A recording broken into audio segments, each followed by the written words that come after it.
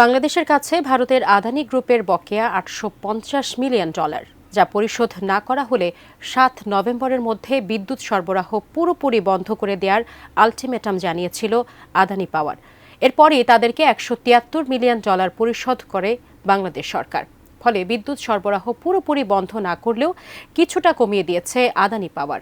কিন্তু কেন, জানাচ্ছেন এসআই রাজ। বাংলাদেশে বিদ্যুতের মোট চাহিদা প্রায় 17,000 মেগাওয়াট। তবে শীতকালে এই চাহিদা নেমে আসে 9,000 মেগাওয়াটে।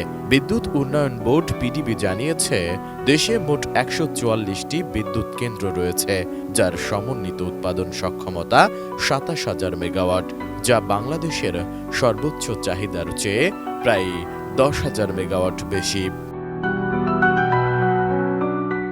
তবে বিদ্যুৎ উৎপাদনের জন্য প্রয়োজনীয় কাঁচামাল যেমন গ্যাস, কয়লা ও এলএনজি সংকটের কারণে বেশ কিছু বিদ্যুৎ কেন্দ্র বন্ধ রয়েছে। ফলে বাংলাদেশকে একটি বড় অংশ বিদ্যুৎ আমদানি করতে হয় প্রতিবেশী দেশ ভারত থেকে। রিগেল এম্পোরিয়াম হানিবার্ড অফারে জিতে নিতে পারেন ইন্দোনেশিয়ার বালিতে স্বপ্নের হানিমুন।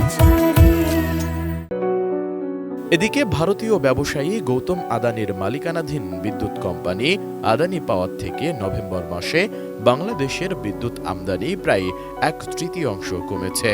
ভারতের সরকারি এক পরিসংখ্যান থেকে এ তথ্য জানিয়েছে রয়টার্স।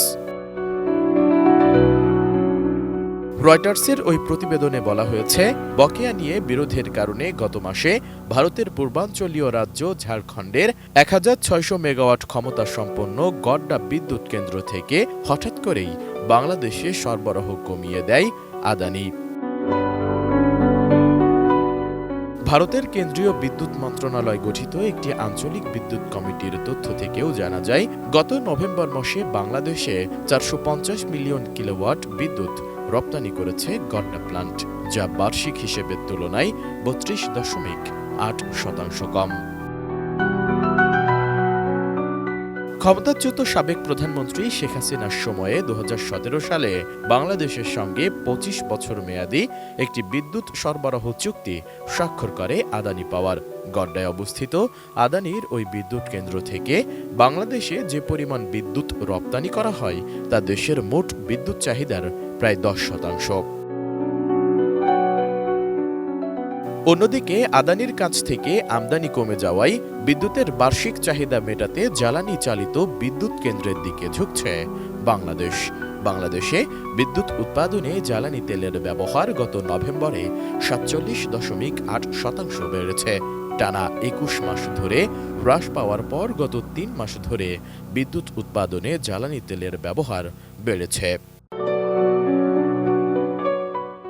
বৈদেশিক মুদ্রা ঘাটতি দেখা দেওয়ায় সম্প্রতি আদানিকে বিদ্যুৎ সরবরাহ মূল্য পুনর্বিবেচনা করতে বলছে বাংলাদেশ, কিন্তু আদানি থেকে এ বিষয়ে কোনো সাড়া পাওয়া যাচ্ছে না। এসআই রাজ, ডেস্ক রিপোর্ট, এটিএন নিউজ।